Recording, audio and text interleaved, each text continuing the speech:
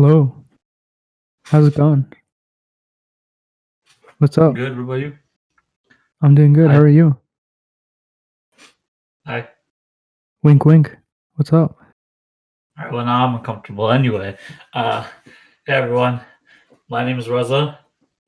And I'm Murtaza, and you're listening to the 2.5 Brain Cells podcast, episode 4. No. Shit, I messed that up. Bruh. Episode Okay, 5. Welcome to episode 5, everyone.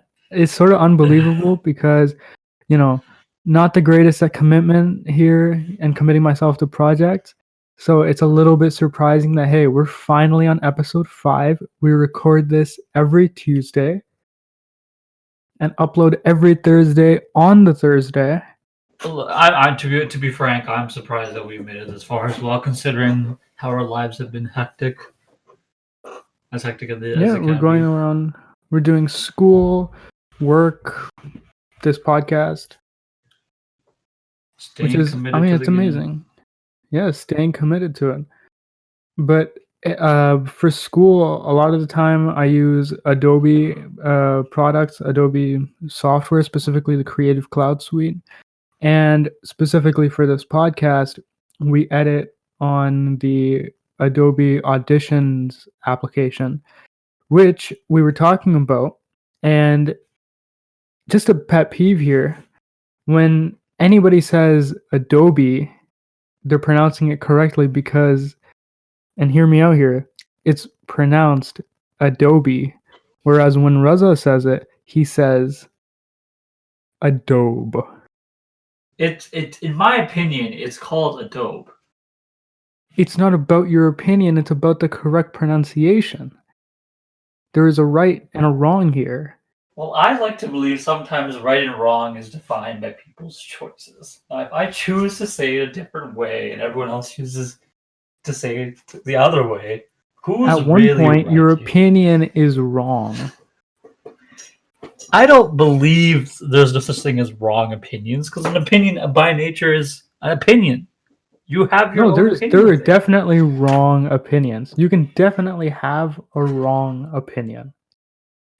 I'm not trying to say that there never is a wrong opinion. I'm trying to say that opinions by nature are opinionated. So it's your own interpretation of certain ideals. So Except for the fact that Adobe is a company and it's pronounced Adobe. I beg to differ. I will continue saying Adobe because it just beg. If you beg to differ, then beg. I will beg, and I stand by this. It's called Adobe. Okay. And I will be very, very. You know what? I googled this because why the hell not? And if you search in Google Adobe pronunciation, it says Adobe.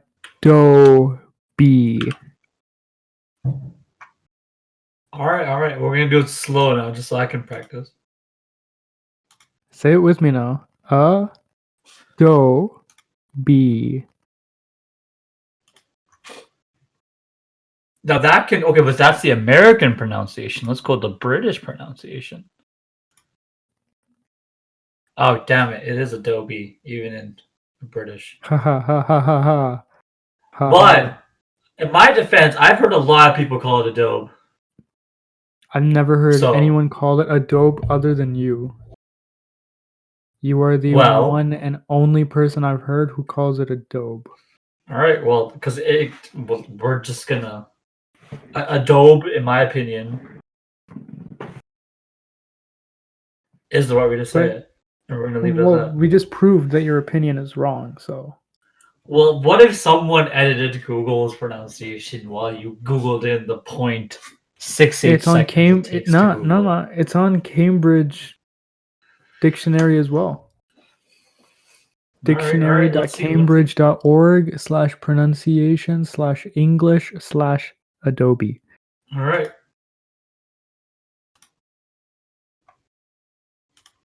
Okay, so maybe it's called Adobe, however natural it sounds. See, so when you Google that, there is a video on how to correctly pronounce Adobe, I guess. So I can't be the only one that thinks it's called Adobe, right? I think you are. I mean, we could definitely see if anyone in our audience thinks that it's pronounced Adobe, but I doubt anybody does. We're gonna have to make a poll about that. I'm just gonna tweet it out, and we'll see what traction we get. But we should probably also get more followers. So if you guys listen to the pod, please follow us on @2HBC Pod on Twitter. We're going to be posting a lot more content there. You'll get notifications about when the episodes go out, as well as fun polls like this one, which I will do, but we'll see how many Also, people respond. Also, our Instagram, which we're also putting the poll on right now. Is it pronounced Adobe or, as Raza says, Adobe? I believe people are just going to be on my case because people don't like to be wrong, and because they can Google it, they'll figure out, oh, it's called Adobe. But for anyone that sticks to my side, you're a real one. And that's all I got to say. Yeah. It's a little sad that, you're choosing good people based on their pronunciation, but Hey, I'm not saying their views have to be aligned with mine in any sort of shape or form. I'm just saying that I would appreciate it if they consider my opinion. Yeah. But well, your opinion's wrong. Well, I continuously will beg to differ until the end of time. So, ha. You know who also uses the Adobe suite to edit their videos and podcasts, from what I've seen at least? I believe he does, snippets in their video. David Dobrik. The one and only king of YouTube, Mr. David Dobrik. The sweetheart of YouTube, you mean? The prodigal son. Yeah, the king of YouTube is a good one. He took the one I wanted to say. The emperor. Or we could call him the prodigal son. Prodigal son. But who is he? I don't know if that one works. Yeah, I don't know either. He's not really a hard worker. He just sort of. I mean, he is a hard worker. I mean, clearly he's a hard worker. Have you guys? You've seen his new house, right? He finally uploaded after like 10 months. If you own that house after being on a hiatus, if you own that house, you've probably worked pretty fucking hard. Yeah. But his lifestyle begs to differ. I mean, late mornings, late nights, but whatever works. Obviously, in the beginning, he took a lot more of a go-getter mentality. So you can't look at someone's success, and you have to put yourself in what they probably had to do to even get there. So that's a completely different not conversation, but different perspective you could look at. But yeah, his new house has been unveiled. Everyone who hasn't seen his video should probably go see it. It's on his second channel. It's not on his main channel. It's on his second channel, by the way. Yeah. So there's he's on his second channel. He basically just posted he posts compilations there, as far as I know. Right? I mean, his most of his videos are basically just compilations too. Yeah. Oh yeah, you're right. Yeah, you're right. They are. They actually are. But it's fun to watch. It's really entertaining. He had all his friends in this one, except for maybe Carly and Aaron. I didn't see them in the video. Also didn't see Corinna or Scotty. Yeah. There's this whole conversation about that the vlog squad really isn't the vlog squad. I've also seen videos of people who used to be in a lot of his videos, and they claim that David uses them for entertainment and just throws them aside. But I don't really believe that. But I feel like they're still his friends. He just doesn't record them as much. Yeah, but the main vlog squad, right? They're living their own lives too, and especially in the pandemic, not everybody's comfortable with going out and meeting with people and stuff and recording with people, which completely makes sense. Yeah. Because the vlog squad in whole, we'll just list them off again because That's the way it goes. So you already named most of them. You want to just name them off Okay, again? so there is Carly and Aaron, Scotty, Todd, Zane, Heath, Josh Peck of Drake and Josh. Shout out Drake and Josh. Yeah. Um, Shout out Josh Peck and his transformation, yeah, quite inspiring, really. Yeah. Let's see, who else is there?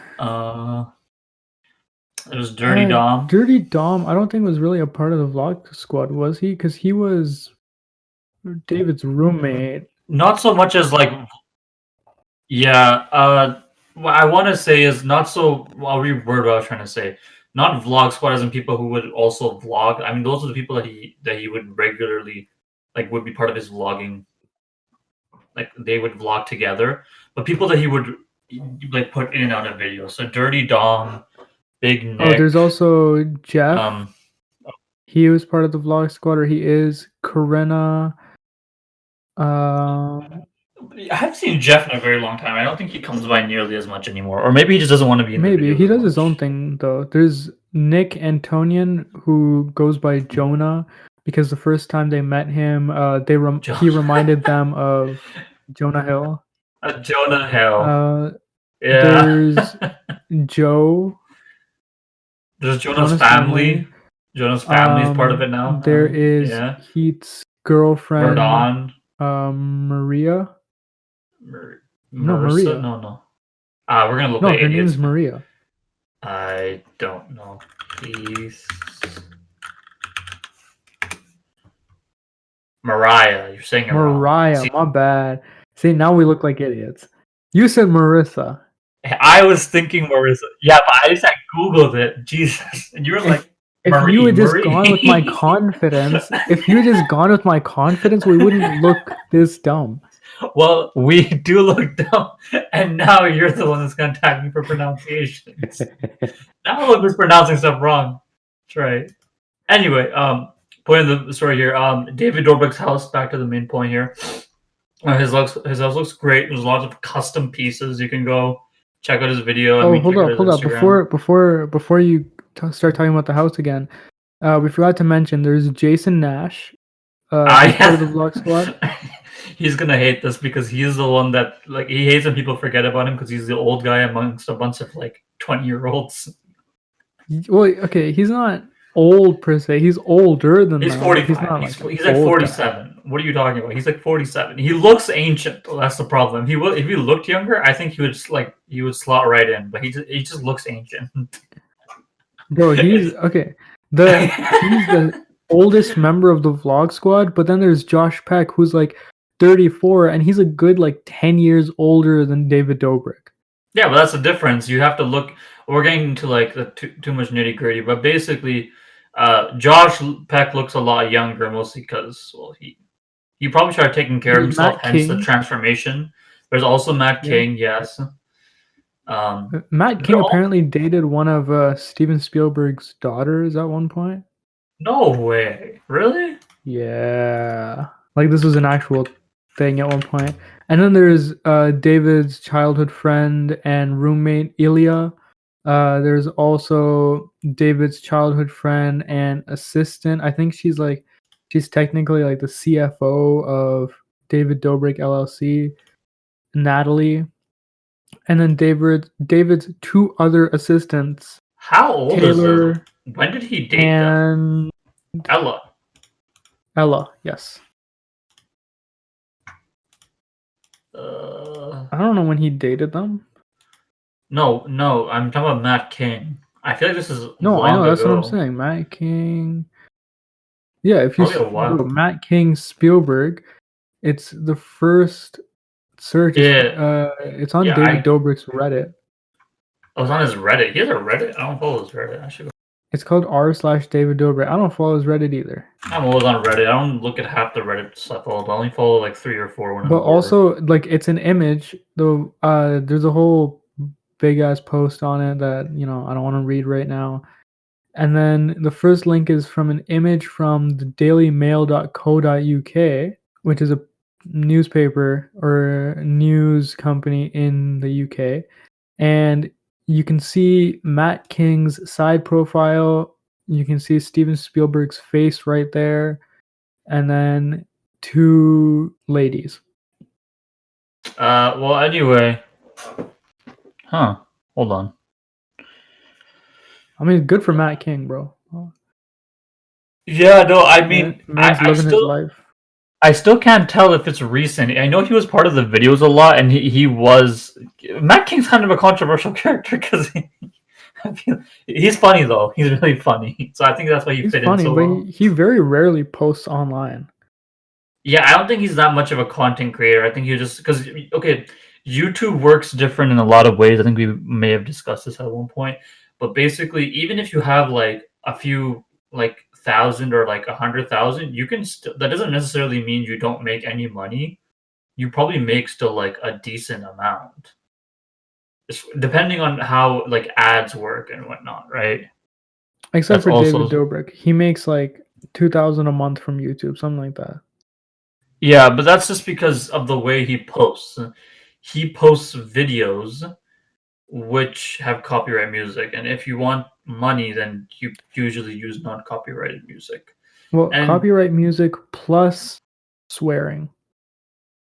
yeah, I mean, he's never like his entire model is based upon just entertainment, and his idea behind YouTube is more so like he was probably in it for the money in the beginning, but he started making no money because it wasn't safe after the whole YouTube apocalypse about ads. No, but that was after he got big, yeah. But the thing Yeah, is, he started off on Vine, switched over to YouTube, but now because of how big his audience is, and like he gets millions of views within the first 24 hours, and he doesn't make yeah. long form videos, so people are watching most of the video. Yeah, my point being is I think he makes videos more so like you can get into his life, his culture, and you start following on more socials, and eventually you end up buying his merch, and his merch is probably where he makes most of his money, and then ad deals, and that's Ad deals, but the thing is, that's what I'm saying with ad deals, because people watch his videos like all the that's way why ads through. go to him. Yeah, Yeah, that's that's why. why companies Yeah, sponsor him, and they would pay so much money. Because let's say he's getting 5 million views on a vid within the first 24 hours, and then like 1% of that go and check out whatever, service or product they're providing. That's still 50,000 people. yeah, that's a lot of money right there, and even they can. A lot of people are just even checking it out, and as you know, as the more you look at something, the more you convince yourself sometimes to getting it. So Uh, yeah, so even if it's like minimal clicks, people have that type of disposable income, so that translates to people either checking out the product and whatnot, which is why it's a model that's worked really well for him, but that's clearly just because of the way that he either intended it for it to be that way or he just wanted to entertain people. Either way, it's a great model for what he's built for himself. And I guess suppose that's why he's a sweetheart of YouTube at this point, because you can't hate David Dobrik. Like if you hate him, I don't know, like what you're like. Yeah, no, you can't hate David Dobrik. He's worked hard for where he's gotten, and obviously people look at his house and be like, damn, his old house, his new house, that's light and day. But I think both of them were. Some people are actually. I've read like comments in his video at the bottom, people saying, "Oh, I like the old house better," or on like TikTok where he posted about it as well, talking about it. People are like, "Oh, I like the old house better." But also the old house, it was like he kept putting in videos, and he kept complaining that Yeah, like people kept coming up to his house and stuff. Like it was a it was security security risk. concern. Yeah, Yeah. Like even if somebody's famous on the internet, that doesn't give anybody the right to just randomly come up to their house. exactly. Yeah. So what ended up happening was like, I mean, I listened to a lot of his podcasts, so literally for the past like 6 months or so, they got into a process of about I think it was about 4 or 5 months ago when they started considering moving. back in like September, November, he started posting that it happened a lot through the last summer, and what is this? Because in the video, he said he moved into the house like 6 months ago. Yeah. No, he. Wait, what? Sorry, say it again. Yeah, in the video that he posted, he said that he moved into the house 6 months ago. No. I don't think he moved in 6 months ago because he was Or he still bought the posting. place 6 months ago? He bought the place 6 months ago. I'm pretty sure that's what it was. But he just wanted to get the house to be like. First of all, some people just move in right away for like security concerns, but he always had people over. So I don't like people would like he would never go to the door himself. Like he's on that level, right? So he has assistants to do that for him. So if someone wanted to get to David, they would have to go through like at least 4 or 5 people if they wanted to. We're not going to frame this in the wrong way. Nobody would do anything to David. I would hope so. Point being, he probably had security at one point. I remember in the episodes back like 4 or 5 months ago, they discussed starting to look for a new house because all throughout the summer, people started coming up to them and doing exactly that. They came to their house. It started becoming a security concern, and obviously he had like random like there were stories on the podcast about like crackheads walking in randomly into his backyard and whatnot. It's a whole lot of stuff. So yeah, but basically big security concern. He ended up buying it. He had a bunch of people collab for like art pieces and like custom things in his house, which we will get to in a moment. But yeah, for that reason, I'm pretty sure he purchased the house back then. And opposed to some people who just want, when they buy a new house, they want to move in as soon as possible. He was in a position that he probably felt he was safe enough to probably stay a little longer to get the house move in ready, if you know what I mean. Yeah, that makes sense. Yeah. So anyway, the more rambling aside, his video, one of my greatest, like people probably more jealous of in his new house. Probably not the size. Size looks great. He has a movie theater, blah, candy. Like what else are you gonna get? He's a millionaire, right? So obviously he's gonna have these things. But he has a water fountain that instead of dispensing water, dispenses Hawaiian punch. So I think Yes, sir. That's I love great. that. I would love to have that. I don't know the mechanics of a water fountain though. So like it probably goes through a system like like the stuff that lands back into the bowl or something, and then you have to refill it. Like water's if it's just a regular water fountain, you hook up a water line to it from like the tap or something. I can tell right But away it's like probably really expensive to maintain because he probably has like a reservoir of like Hawaiian punch, and because it's on tap, that means it has to come like true. endlessly, right? Like at some point it probably has to run out because maybe it was just for the bit they had it going on for a while. But I would assume that the logistics behind it seemed weird to me. Water is water, just attach it to your water line. Done. Water fountain. What else do you No, but want, like right? no, but he probably has a tap. So why not, and water bottles, so why not just use those for water, and then this is smart because, you can have Yeah, no, I'm not saying it's not what's it smart. called? I'm trying to say I just wanted to learn about I wish the guy who created it, which is at unnecessary inventions on I think Instagram and TikTok, he was the one that created the invention.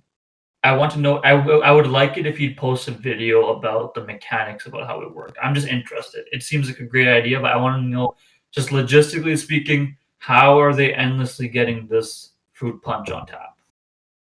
Yeah, It's probably not endless. probably not endless. I mean, yeah, I mean, but like, just like how big are we talking? It's just like a small detail, but I'm obsessed. Yeah. Um. Anyway, we've I talked a would lot about love David Dobrik. We probably want to move on. I mean, we could probably make a whole episode just on David Dobrik. Yeah. But I understand what you mean. I completely understand. Um, how about we talk about our weekly movie or TV series review to wrap up the episode. What have you been watching recently? Well, I haven't been watching a lot more so much. I last week I started watching another anime series, hashtag weeb culture, hashtag weeb life.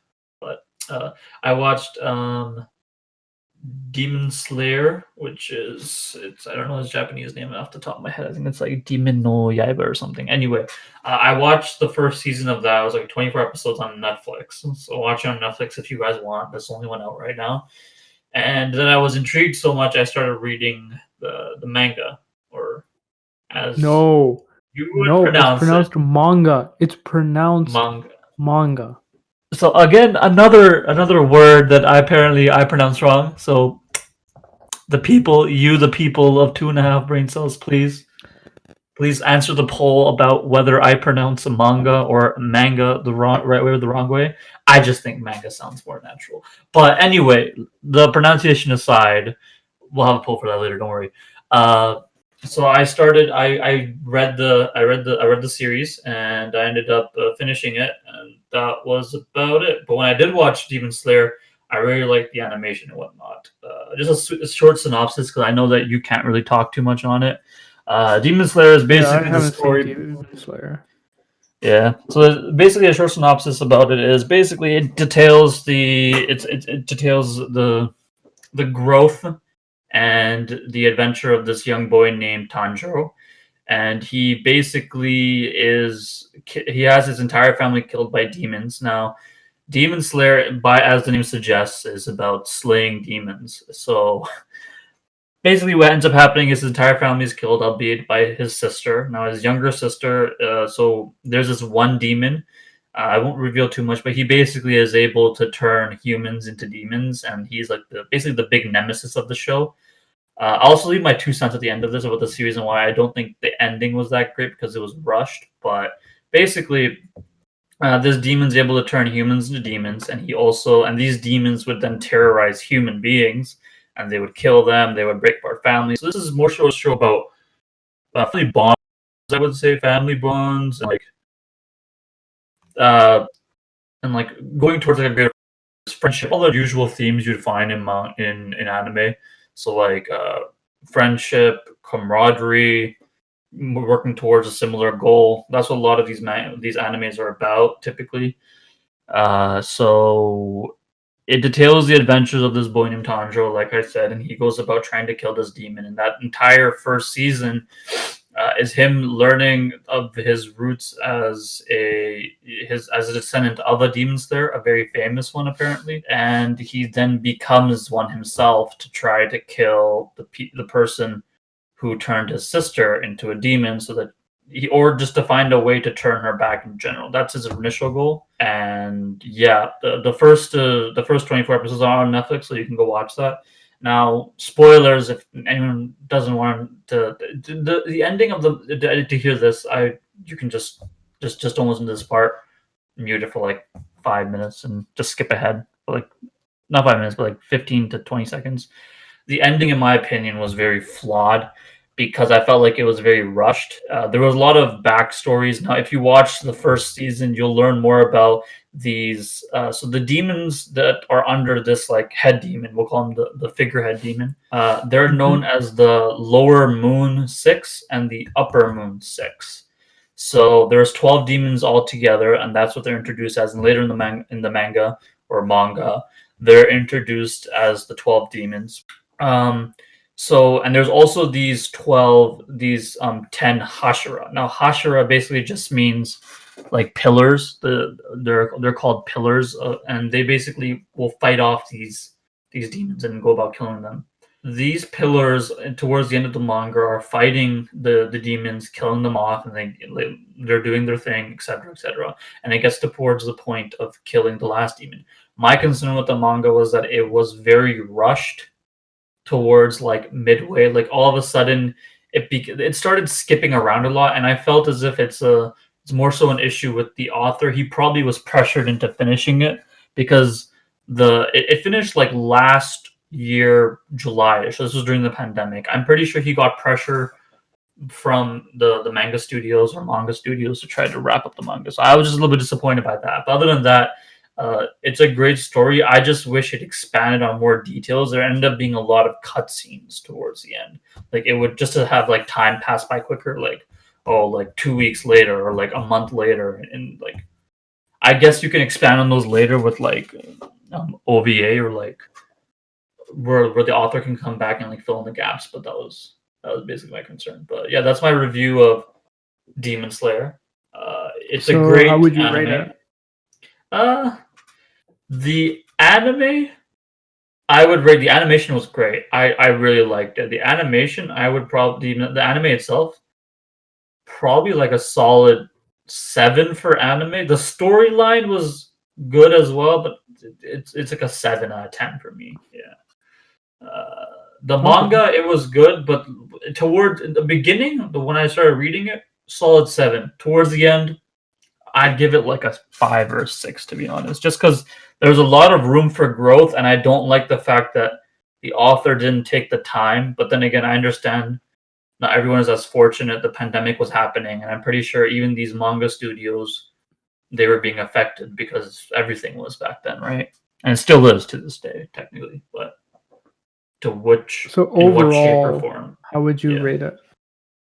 Yeah, so I just said so. So the anime, overall, Like probably like overall, from beginning to end, story, animation, all put together, how would you rate it? for me, it's like a 6.5, 6.5, I would say. It's good. I just don't like the fact that towards the end it was very rushed. That's it. Like somehow maybe if they had more funding, maybe, but then I don't know. It was a really good like quality story, but I've read like other things. Like I follow other shonen manga in the past, and obviously they have a lot more funding, so they can afford to drag things out a little bit. But yeah, I'll just disappointed. So yeah, 6.5. Yeah, That sounds pretty good. Like, I mean, 6.5, it sounds, like a pretty good recommendation. So if you guys end up watching this, please let us know. Please reach out to us. Let us know your thoughts on Demon Slayer. Let me know if I should watch it, because I want more opinions than just someone who pronounces it manga. all right, all right, wise guy. Let's see. Well, and I think that's just about all the time we have for this episode. Make sure to reach out to us and follow us on our Instagram and Twitter at 2HBCPod. And make sure to check us out on Apple Podcasts, Spotify, and everywhere else that you listen to podcasts. Leave us a review. And for any sponsorship or for any just reaching out to us, you can reach out to us at our email, which is 2hbcpod@gmail.com. Yep, we'll see you guys next week. Bye, guys. Peace.